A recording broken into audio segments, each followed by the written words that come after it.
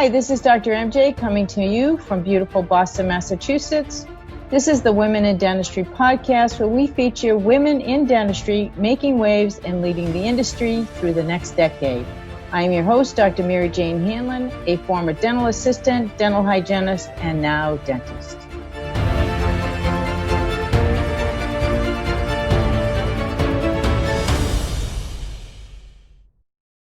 I am very pleased to introduce you today to Dr. Mary Martin. Dr. Martin obtained both her undergraduate degree in dental hygiene and her DDS at the University of Oklahoma. She followed up with a Master's of Education from the University of Central Oklahoma.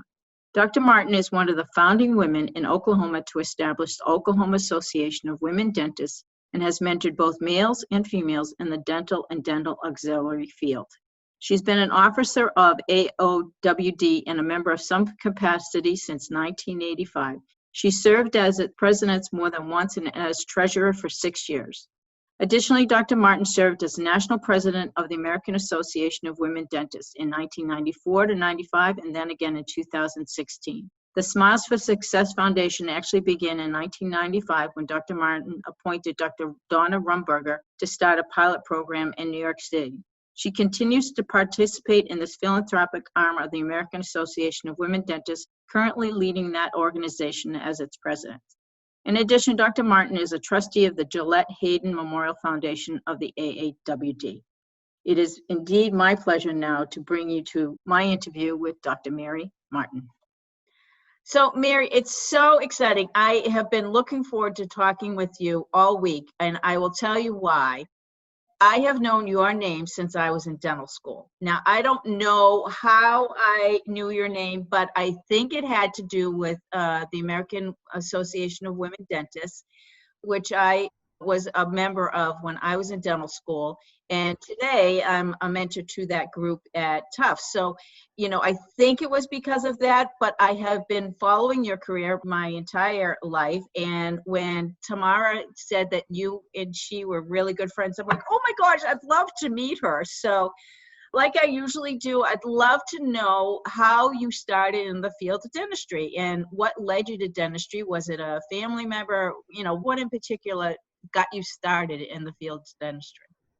Don't forget to hit the subscribe button to our channel, and also don't forget to hit the bell so you never miss out on a single episode. Thanks so much. Okay. Well, it is, I think, a very touching story. I grew up in a very, very poor family. My father died when I was 5, and my mom was one of those stay-at-home moms before, but she had to go to work, and there were 5 of us at home, and she did not have an education. In fact, she'd only gone to the 8th grade, and so she took menial jobs, actually cleaning places, working in a nursing homes. But she was too proud to go on welfare. She did whatever she could. She just worked. But she still made sure we went to the dentist.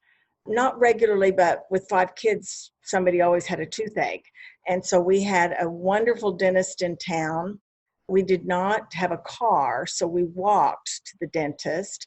And our dentist was such a loving, wonderful man, he let us pay him out. And my mother paid him every month, sort of like a utility bill. I learned later because I worked for that dentist, and so I found our old record, and my mom had made him payments of $5 and $10 every month regularly, and he just saw all of us kids and just charged it out.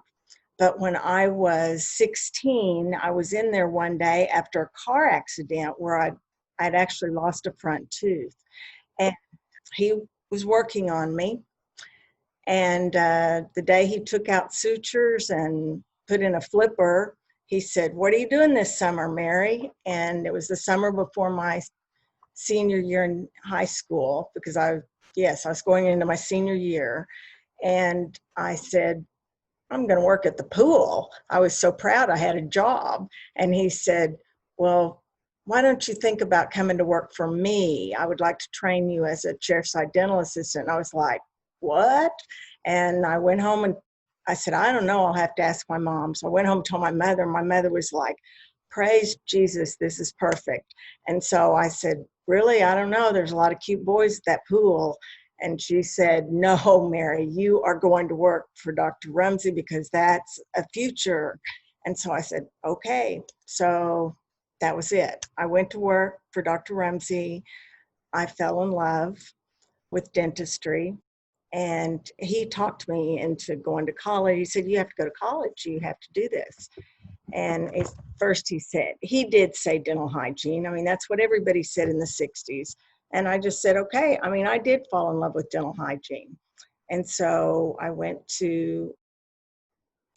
made my life plan. Now, it took me a long time. Mind you, it took me longer to get my bachelor's in hygiene than it did to get my doctorate in dental school because I had so many obstacles. One of your questions to prepare me for was obstacles to my education. I met more obstacles getting a bachelor's degree than I did to get a dental degree. Oh, you've got to expand on that a little bit then. My biggest obstacles were getting out of from whence I came, because I grew up in this poor situation and our family was just known as being the poor family in town, I guess. And when I was a senior in high school, even though I had my job and I had straight A's, I went to the counselor at the school and asked, how do I apply for a scholarship? The dentist in town has recommended that I go to such and such a college so I can go to hygiene school. And I had already researched what I had to do to get into hygiene school at UMKC because we didn't have one in Oklahoma at the time. And the counselor, this is the honest truth, he looked me right in the eye and said, Mary, no one in your family goes to college. You need to just go get a job. And those were his exact words. And speaking of no confidence, I mean, it was true. No one in my family had ever gone to college. And I said, really? And he said, yeah, just go on, go. And he wouldn't even sign me up to take, now I took the ACT, but I wanted to take the SAT and all the other, he would not. You had to get, in Skytube, my little town, you had to get on a bus and go to Tulsa to take it. He wouldn't let me get on the bus. Oh my goodness. This happened in 1967.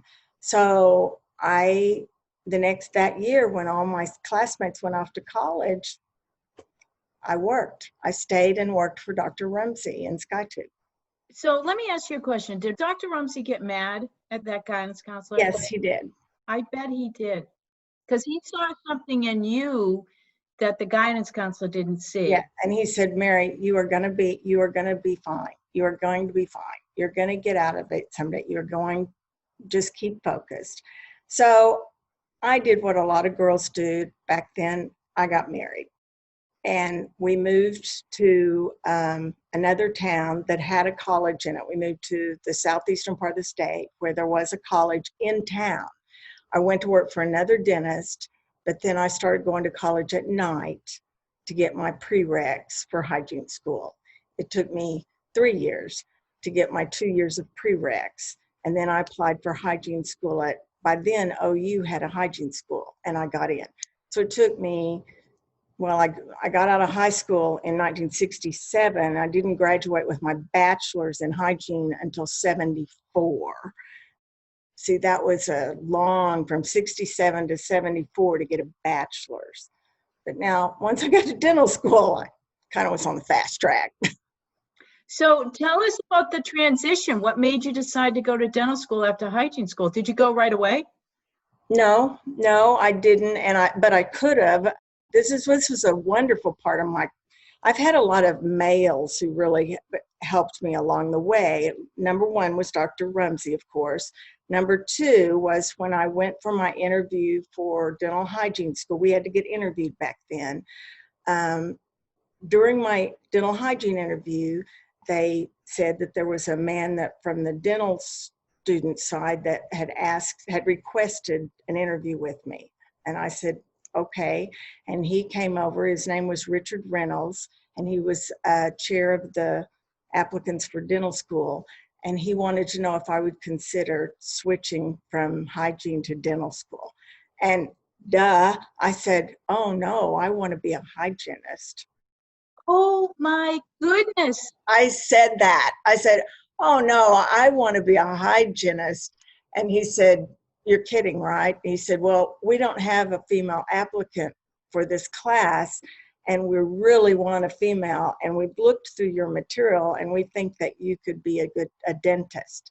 And I said, well, thank you very much. I'm flattered, but I don't have all the courses. And he said, well, you've got time to pick up the 2 more chemistry classes you need, and we would hold a spot for you. I mean, they offered it to me, and I said no. Oh my God. So that was a sign, I think, but I didn't take it. But anyway, I was accepted to hygiene school. I went to hygiene school. I mean, I did that. Then I worked as a hygienist for a few years. Then they called me and wanted me to teach hygiene. So I taught 2 years of hygiene.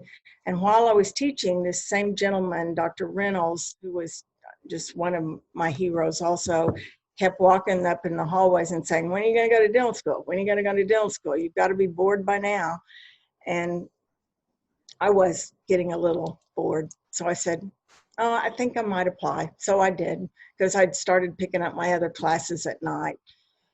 So then I went to dental school. And what year did you graduate? 84. So 10 years apart. 74 from hygiene, 84 from dental school. So, but it all, it was all meant to be, because, Absolutely. I got divorced along the way, and I'm married again now. And the man I'm married to graduated also in 84. So it was perfect. I mean, I married the perfect husband for me, and he was in the class of 84. So it was meant to be. Absolutely. Everything works out the way it's supposed to work out. Isn't it amazing the differences different people that enter our lives can make on us? Oh, yeah. We share a similar story in that I also went to hygiene school. I graduated 15 years later from dental school, so I practiced a long time. But I had a guidance counselor tell me that, no, you want to be the hygienist. And I said, I know the difference between a hygienist and a dentist. I want to be a dentist. And he looked me right in the eye and he said, you're not smart enough. So, it's interesting now, reflecting back on the several interviews that I have been doing with women in the field, and realizing how many of us are out there that had men in our lives that told us we couldn't do something, but we did it anyway. So I'm trying to think about what is the difference. You said no to dental school when you were offered the position, but what eventually led you to go to dental school was maybe his persistence, or do you think that you had a change in your confidence level? I definitely had a change. For one thing, I've always set goals, and I set goals as a hygienist also of things I wanted to accomplish as a hygienist. And I did all those very quickly. I mean, I accomplished all of them very, very quickly. And all of a sudden it's like, okay, I've done all those things. I had been active in the hygiene organization. I'd become president of the organization. I had taught hygiene. I'd, been director of clinics in hygiene, and I'd already done all those things. I was like, well, what am I going to do now? I've done everything there was to do in hygiene in just a few years. And I thought, this isn't going to work. I've got my whole life ahead of me, and I still have things to do. So I had to go into something then that I knew I would never accomplish all the goals I wanted to in dentistry. There were too many. It was too big. So, I mean, for some women, I'm sure they'd need bigger than dentistry. I've already met some women dentists who had to go on to other specialties in medicine, whatever. But for me, general dentistry has been big enough because I've found other avenues of things to get into. Absolutely. And we'll talk about that. Right. You have to find what's your niche. I agree. So you go through 4 years of dental school. Now, were you still the only female during that class, or were there more females? No, there were several, but it was just the first class that really kind of blossomed with a lot of women. I think we had 17 out of 70. Wow. So I thought that was a lot, but we still, we got a lot of comments. I had one of my faculty early on, come up to me in lab and get down close in my personal space and tell me, you're taking the place of a man. He said it right, and that was in 1980. And I said, well, if he was smart enough, he'd be sitting here. And I said that right back to him because this was a faculty member I had taught next to as a hygienist. And I really thought that they would be nicer to me, but they weren't. In fact, my classmates felt like they were harder on me. I had classmates say, Mary, they are a lot harder on you because they don't want to get accused of being nicer to you because you worked with them. And so I did get graded pretty severely because they didn't want to be seen as treating me nicer. So the ones that I had worked with as co-teachers, they didn't like to grade me, and I understood that. But when they did, they were pretty harsh. And I just thought, well, let's just try not to do that. Let's try not to even get near each other. But anyway, I graduated. I did well. So, I did well. And Dr. Reynolds, that same doctor that had pushed me on, asked me to come back and teach in his department when my first opportunity I would plan to go into private practice. I'd found a practice that I was going, an office had opened up, a space had opened up in a place next to where I'd done an externship. And I was in negotiations with the gentleman that owned the space. I'd already gone in and drawn up plans and talked to him. In negotiations, and this will just blow you away, but it happened again. The gentleman that I worked for on Saturdays, I worked as a hygienist on Saturdays during dental school, and the gentleman that I worked for on Saturdays rented from this guy. He underbid me for that space and never even told me. I had shared with him as, I just said, oh, guess what? I'm going to rent from Dr. So-and-so and we'll be neighbors, we'll be colleagues, and we can just continue working together. I'll just be the dentist next door and blah, blah, blah. And stupid me, I had told him all my plans and how much money and all of that. Never dreaming, because he had never even told me that he was looking to expand. Stupid. Wasn't that stupid? That was a stupid woman thing to do. Okay, so nothing is stupid. We're just not educated, right? But that was something a young woman dentist would do that had not had a mentor. And that was what, in 1984, because there were no women ahead of me, and I had no women colleagues, I had no women teachers. I had no one, and I don't know when did you graduate? 97. So you did have some teachers. See, I didn't have any women ahead of me to help me. We had two, one medicine and one oral pathology, and both of them love intensely. The medicine teacher still teaches at Tufts. Oh, okay. Well, I just didn't have anybody to ask questions. I had nobody except the guys, and I could have asked, but I didn't even. I just thought the person I worked for, I thought he was trustworthy. I thought he was my friend, and I learned the hard way because he took that practice, and I was devastated.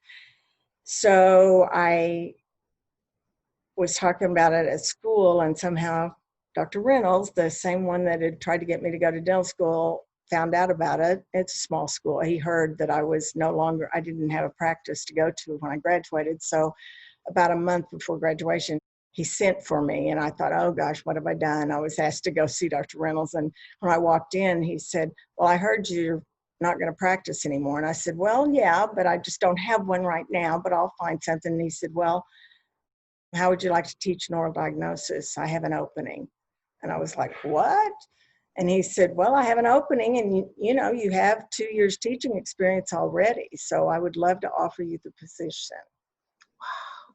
And I had a child at home. I was a single mother at the time. I couldn't very well say no to that. Right. I was pretty happy. And so I stayed teaching for 20 years. And then I left and went to private practice with my husband and practiced 15 years. And then we sold our practice in December of 18, and now I'm back at the school. Isn't that exciting? And mentoring, I'm sure, students and young women there as well. Yes, and I'm doing what you're doing. I'm head of the AAWD. I'm the student advisor. Excellent, excellent. So tell us a little bit about your journey in leadership, because you started the Oklahoma chapter of AAWD. Yes. So tell us a little bit about all of that and how you got involved in what it was like to be a young dentist doing something that to me is extraordinary. Well, it was just for me, it was magical. When in my senior year in dental school, I won the scientific award that, when you do a presentation, now they're all very heavy research based, but in the 80s, I mean, some of them are, but some of them are just, I can't, it was more like a table clinic presentation. And I won the one for OU and went to the ADA to present at national at the SCADA Awards, SCADA, the scientific awards, which, I mean, I knew I didn't have a chance to win because mine wasn't a big super research project, but heck, I was just excited. I got to go to California and take my 12-year-old daughter with me. So we were having a great time. So I went to the ADA, presented my program, and Amber and I got to walk around the exhibit hall at the ADA, which I was just, big eyes looking at this. And I walked past the AAWD booth. I had never heard of AAWD because we did not have that at OU. There was nothing, I'd never even heard of it. I walked by and I saw all these women and I saw those posters and those signs, and they were the nicest women I'd ever seen in my life. And I couldn't leave. I couldn't pull myself away from that table. And I said, "Who are you guys?" And they stood there and talked to me, and I just fell in love. And I said, "Okay, I've got to join right now." And I signed the paper and I said, "Give me all the information. I want to start an Oklahoma chapter." And they said, "Well, you're a student?" And I said, "Well, I'm graduating. I'm going to start one as soon as I get out." And so they said, "Okay, we will keep you to that." And Cheryl Cresswell was the president then. She's long retired. But anyway, I kept in touch with her and then all the following presidents. And so my first year as a junior faculty member in 1985, I managed to get a list. It's probably illegal to do this now, but I managed to get a list of all the women dentists in Oklahoma from the state board, their names and addresses. I really don't think you can do that now. And I sent a letter to all of them asking if they would be interested, if they're interested in women getting together, that I was going to be at this restaurant. It happened to be a pizza place in Oklahoma City on such and such an evening at 6:00, and that anybody's interested. I was just going to be sitting there with information about this organization, and I'd just like us to get together and talk about it. You're on your own for dinner, but that's what I wanted to do. And that's what I did, and 65 women showed up. Oh my gosh, that's amazing. I know. It was amazing. It was great. And it was just, I opened it up to conversation. I just said, "Well, you guys," I passed out the sheets and said, "What do y'all think about this?" And we all talked, and there was only one or two women that said, "Oh, we better not do this. This will make the men mad."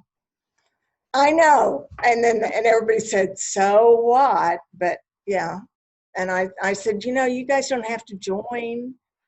I mean, I'm just saying, whatever." So we elected officers, and then it was kind of sad because one of the officers we elected the next week called me and said, I can't be an officer because she was an associate. And my boss said I couldn't be an officer in this organization.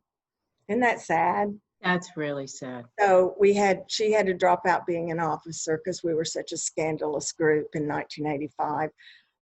But after that, that was really the only bad part. But now the organization is still going on, and so that's a good thing.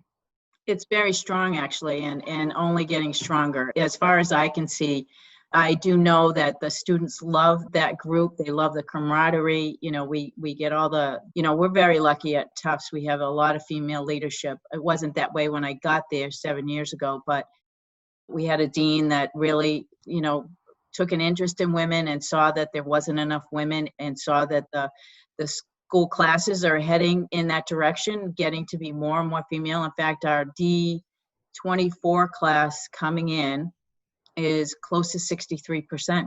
Wow. I know. So amazing. Well, I learned the majority of my leaderships. I learned my beginning leadership skills in AAWD. And that's one of the things that we do in AAWD is teach leadership skills. I mean, we teach leadership to the young women dentists. We put them in leadership positions right in the beginning. And, we say, okay, you're in charge of this. And if they don't, that's one of the things they do is they learn how to be a leader in AAWD. And then a lot of the women dentists in the ADA that move on up, they learned it at the AAWD level. Even speakers, that's where they learned it. So I learned a lot of mine at AAWD. Then I was fortunate to get to go to the ELAM course, the Executive Leadership in Academic Medicine, and that was wonderful. So I got a lot of training there, and I felt like I really had some major growth during that year. So that helped a lot. So, but I have to say AAWD, I feel like AAWD has really made me who I am today. I mean, I would not be where I am without that organization.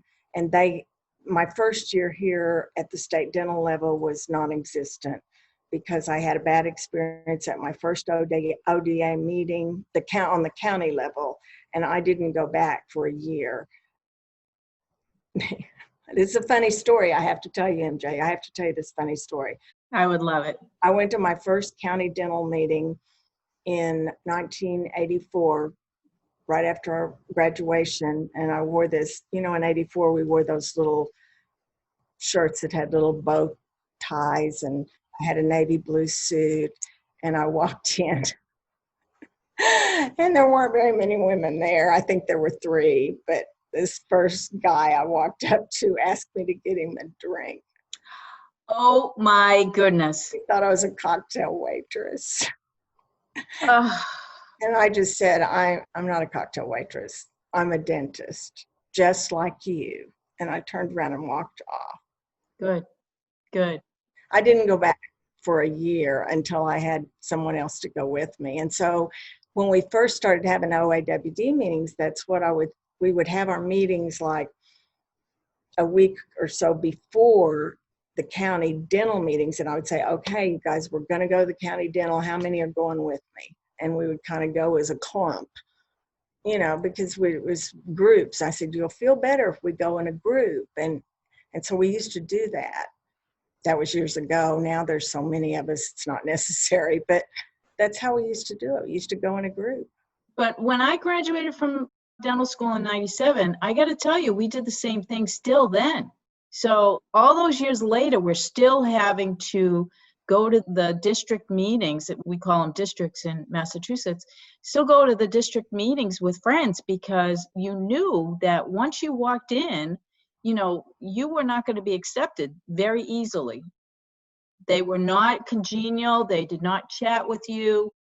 It was a good old boys network all the way through.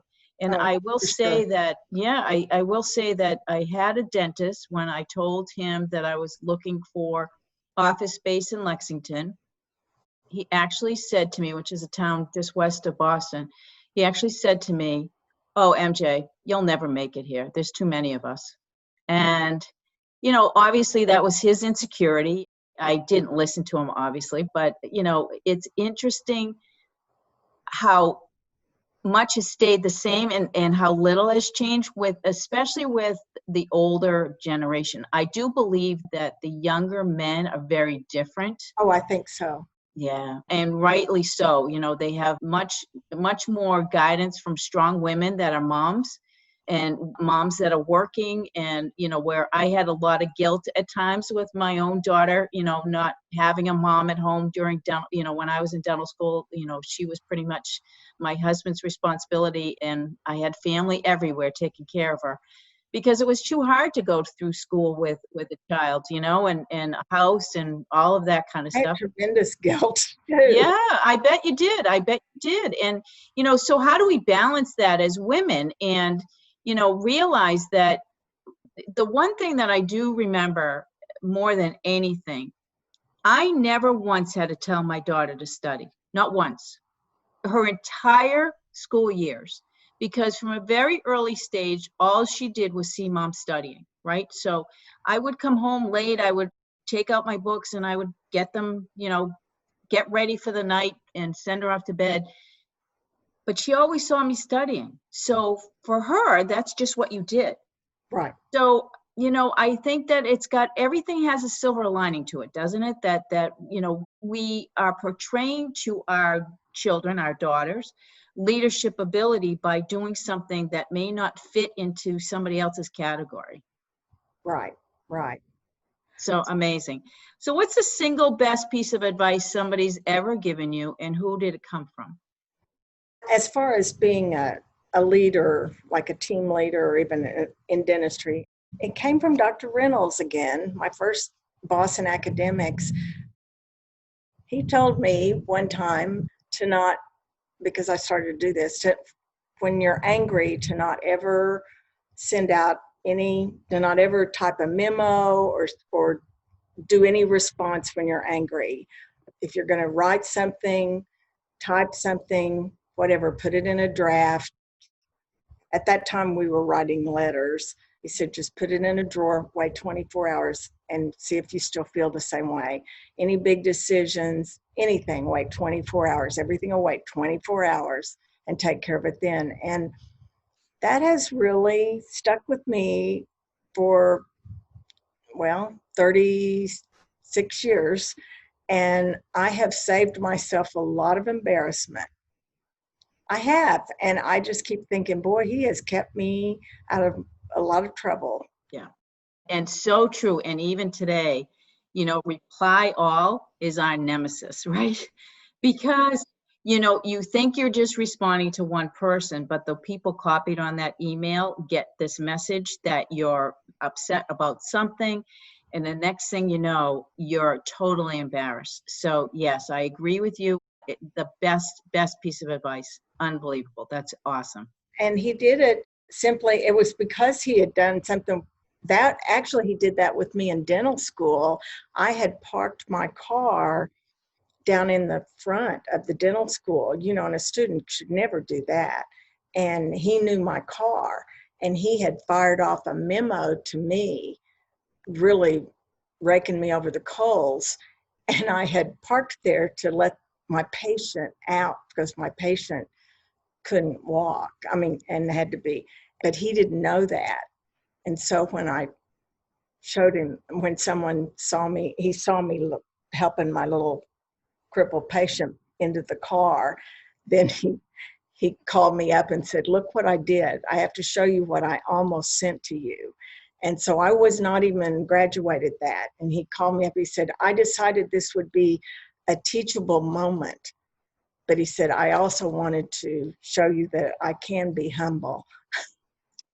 He sounds like an amazing man, So I was a senior dental student. Well, everybody was scared to death of him, and I was too. Because he's just a big, scary guy, and I couldn't believe he even did. But he scared me when he called me in, and I knew he had seen my car parked down there because his office was right above it. I thought, oh, I'm dead. I'm in trouble. But I had I had a reason for parking there. But anyway, then he said, I just had to show you I'm humble too. And he said, but I might as well use this as a teachable moment. So he told me that. What a great piece of advice. Yeah. Plus it was another thing. He taught me to be humble and tell me that he almost made a big mistake. Unbelievable. What helped you most to get to where you are today? Is there any one thing or a series of things that contributed to you being so successful and having such a great career in dentistry? I think my faith. I have since at least the last 20 years, I've worked really hard at strengthening my faith. I made it till about the year 2000, just struggling on my own, I thought. And then I kind of looked back. I took a breath and took some time and looked back and thought, I haven't been doing this on my own at all. And I decided that I had had some divine help all this time, and I needed to really look into it. And so I've spent 20 years in Bible study. So the last 20 years, that's really made a big difference in my life to keep me, because the trouble hasn't stopped. I've still had 20 more years of stress and difficulty like everybody does. I mean, every day.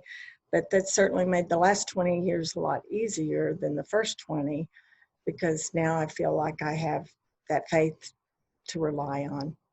Plus, I have a good life partner. Right. And that makes a big difference, doesn't it? We've been married 31 years, so that makes a huge difference. Yeah, it's amazing what a good partner can do to a relationship and to us personally, because we feel so connected and we feel so blessed to have somebody to share this life with. Oh, unbelievable. I was just felt like I was doing it on my own for so long. And now I don't feel that way. I'm not doing anything on my own. It's so great.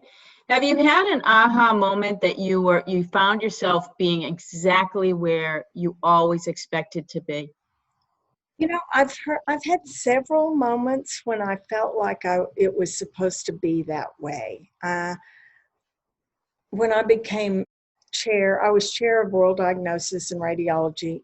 My boss, Dr. Reynolds, I didn't immediately replace him. There was another chair in between, but eventually I became chair. I took that position. And again, that was a big hurdle to get that job, because when they put out the search for that position, they did a national search for that position, and I had been the interim chair. And the dean of the school came up and asked me at that time, Mary, would you serve on the search committee? And I said, no. And he said, why don't you want to be on the search committee? And I said, because I'm going to apply for the position. And he said, you're going to what? And I said, well, I've been the interim chair for a year. I'm going to apply. And he said, exact words.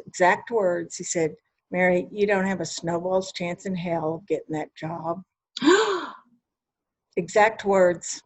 Oh my gosh. So what year was that, Mary?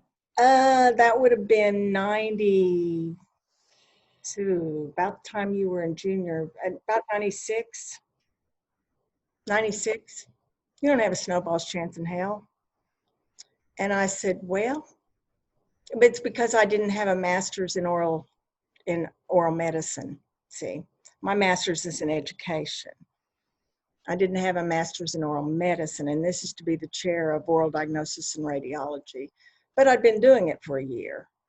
And I just said, well, I'm going to apply anyway. Good for you. Good for you. And he said, okay. So anyway, then, but I could just see myself there. I just knew. I mean, I went to bed at night and I dreamed of myself in that office. I could see myself in the chair behind that desk, and I just knew that was my job. I just knew it was.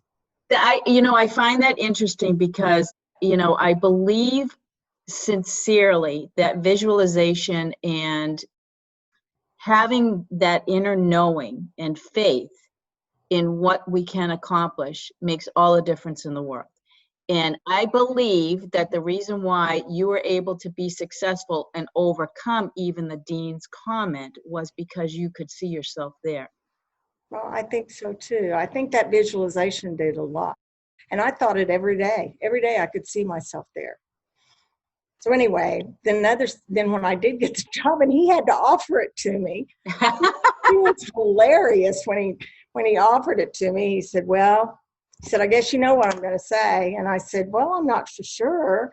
But he said, well, well, the selection committee picked you. And I said, well, don't be so excited about it. And he said, well, you weren't my choice. And I said, I know. And he said, well, okay. And then he said, well, now we have to talk salary. And I said, okay. And the salary he offered me was less than the other doctors in the department. And I knew that because as interim chair, I'd been doing the payroll. And so, of course, I said, no, I'm not going to take that. And he was very upset with me over that. But this is the one thing I want to include somehow on this video to advice to students.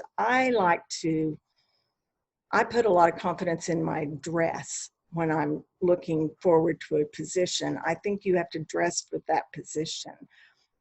And so when I went for the interview and then when I went to talk to him about money, I wore the most expensive suit I owned. And I had just gotten a new suit just for that. And I was looking at what he offered me and I thought, I'll never buy another suit that costs this much if I take that amount. And I just said, no. And I just sat there and I didn't say another word. And I thought, I am not speaking. And I thought, I'm just going to wait. I'm just going to sit here. And what finally happened? He crashed. Mm-hmm. I thought, I'm not speaking. I know that whoever speaks first loses. And I thought, I'm not talking. And I just sat there. And eventually he said, well, damn it. And gave me more money. And then he did tell me, then he did say, well, there's men in this school now that make less money than you. And they have children to feed. And I said, well, you know what? So do I. Mm-hmm. I know. It's amazing, that mentality. So, Kathy O'Laughlin is famous of saying that we don't negotiate and we leave money on the table all the time as women in our contracts. And in fact, I have her coming to talk to my study group about that because, during this season, all of our students are getting ready to graduate. Well, God willing, they'll be ready to graduate and move on to the next step in their career. And many of them are negotiating contracts, and many of them, especially women, will just accept exactly what they're offered. And they leave money on the table because men will never do that. No, men will. We have to train them. We have to teach them how to negotiate on their own behalf. Yeah, that's true. Women never negotiate. And that's probably the only time I ever did. But I knew all the numbers. So it was really quite easy for me to negotiate. So I find it fascinating that you had enough confidence in your ability to do that at that moment in time, because women, we've had a struggle in the field of dentistry for a long time. That being said, you were probably one of very few female chairs, correct? I was the first chair at OU. I was the only female chair. Wow. So at that moment in time, you were stealing a man's position, right? I was.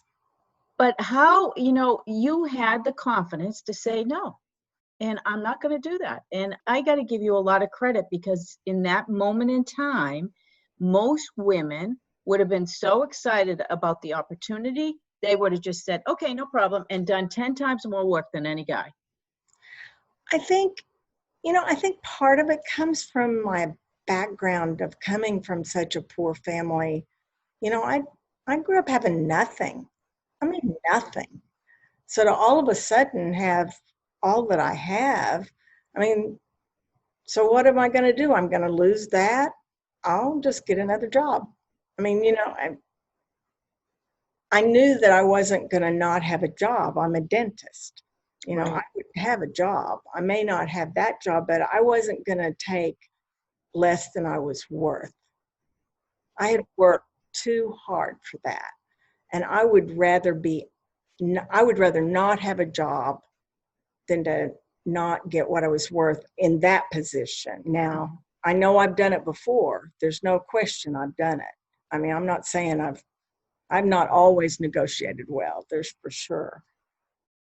But you did in that moment in time. So In that kudos. moment in time, I did. Mm-hmm. So reflecting back on your life, were you always confident in your ability, and did you always have that feeling of worthiness, or is that something that you developed over time? I developed it over time. Many years I was very, I felt like the poor kid from the wrong side of the tracks. You know, I felt kind of ashamed, and I didn't know why. I was like, why do I feel, I felt different because we were poor, you know, and my clothes were homemade, and, you know, it just felt I wasn't one of the cool kids. Right, right. But then after high school, that all changed. And is that when you started to develop your confidence, when Dr. Ramsey took an interest in you? I think I didn't really get a lot of confidence till I got my bachelor's degree. I think I had to get out. Once I got my bachelor's degree, I remember when I graduated with my bachelor's, and, you know, by that time, that was 1974, but I remember that day I got my bachelor's degree, I thought I could conquer the world. And I was the first college graduate in my family. It was on Mother's Day, 1974. I'm getting emotional thinking about it. That was the day. That was it. I felt like, okay, I can do it. Yeah. I can do this. And that changed everything for me. That changed everything, because then I got a job as a dental hygienist. I was making huge money, huge for me. You know, I had been dirt poor, eating commodity food, you know, and I was making big money. So my whole life changed after that. And isn't it amazing that, you know, the impact of just that one decision in that one person who believed enough in you to change the trajectory of your life, you know, that we can have that much of an impact on younger people by just caring for them, caring enough, or seeing something in them that they may not see in themselves, and working with that and pushing and nudging and saying, it's okay, you can do this. That was a message I gave when I received an award in Oklahoma at the ODA. I won an award one year, the Distinguished Dental Service or something. But in my little thank you note, because it was to dentists and hygienists, and that's what I told them. I said, the first time I went to the state dental meeting, I was 16, and Dr. Rumsey took me to the state dental meeting in Tulsa because he was getting his 25-year pin or something. And I sat on the front row and I watched him get his pin, and I saw those dentists and hygienists, everybody clapping, and I thought, oh, I want to be a part of this. And when I stood up there and I got that big award, which is a huge award in the state of Oklahoma, and I told him all that. I said, do you see what that man did for me? Yeah. You can do that. Everybody in this profession can do that for one kid, just one kid. Yeah. What an impact. Every one of us can do it. It's easy. So I try to tell my students that too, without being too emotional. It's okay to be emotional. I don't think we should ever apologize for that, because that's what makes us who we are, right? I mean, I can cry in the drop of a dime. Ask my daughter. I had everything. But that's who we are. We're emotional beings. Women are emotional beings. And we are, I think, a little bit more connected on that side of things. And we feel what other people feel. Somehow we sense it. Somehow we just know it. And I think that it's okay. It's okay to cry, and it's okay to be emotional. I think it's a huge deal to have graduated on Mother's Day, being a single mom. I don't know if you were single all the way through that time, but being a single mom, I mean, kudos to you. I mean, that's a huge accomplishment. It was. Now, was your mom, I have to ask this and I hope it's not a tough question. Was your mom alive when you graduated? I bet she was so proud, or she would have been. From dental school? No, from hygiene school. From hygiene school, From yeah. your bachelor's. Yeah. Yeah, she was there, and that's what, and she loved it. She said, this is great. She said, this is the greatest Mother's Day present ever. Yeah. Yeah, she lived, my mother lived to be 100. Oh, that's fabulous. Yeah, How fabulous. Yeah, she didn't die until 2007. So she saw you graduate from dental school also. She did. Yes, Oh she did. my gosh. She must have just been beside herself. Yeah, she did. Because I remember when I graduated from dental school, she sat pretty close to the front row. She was right there. Oh, that's great. That's fabulous. So is there an obstacle? Well, you were talking about your obstacles. Your obstacles were being able to get through your bachelor's program. Uh-huh. That in and of itself was a great story. So I appreciate you telling me that. So the most influential people in your lives were not female. They were male. They were males for sure. Dr. Rumsey and Dr. Reynolds, both ours, they were definitely the most influential. Unbelievable. So kudos to those men that did see something in you that was special. Is there something that people would be surprised to know about you? Yes, you'd even be surprised. I'm usually kind of shy, and I'm an introvert, and it just drains me. At the end of the day, after teaching or whatever, I just like to be quiet and be by myself. And sometimes I just don't talk very much, but I give it all out at school or with my patients. So, and after being in school or practice, people would say, "What do you mean you're shy?" But I come home and my husband knows I am. So you like that downtime where you can reflect and be I have to have it. Introspective. Yeah. I think that's a really good habit to have, because I think that very few of us spend time with ourselves, and that can lead to imbalance in our lives. And I think we need to balance out both sides of our lives that we need to do. I have to have it. Yeah, exactly. Do you have a personal mantra, a motto that you live by?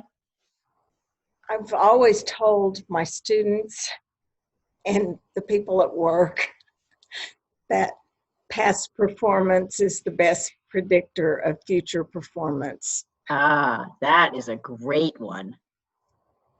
I've just always, it sounds somewhat negative, but it's not always. I mean, and students too. I mean, students can have a bad day, but if they normally are a pretty good student, then they're going to be okay.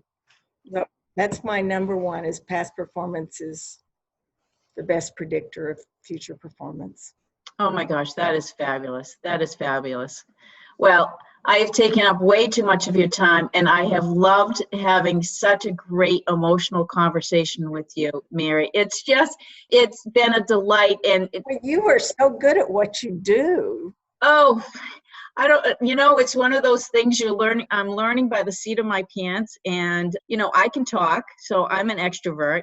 I like to come home though also at the end of the day and be quiet. So for me, I enjoy being in Boston during the week and having my condo, and I come home and I do my things, but then I go home to Steve on the weekends and live in Maine. So, I get the best of both worlds, and I have that balance, and it works great for us at this moment in time in life. And so, we're both really, really happy, both very happy in our relationships. I too was divorced, after 24 years, and didn't think I would ever find another relationship, but everybody's moved on, and we're all one big happy family, and we all get together for holidays, and it's great. So my husband's name's Steve. Oh, it is? Oh, yeah. Fabulous. Yeah. I had something else I was going to say, and it went, whoop.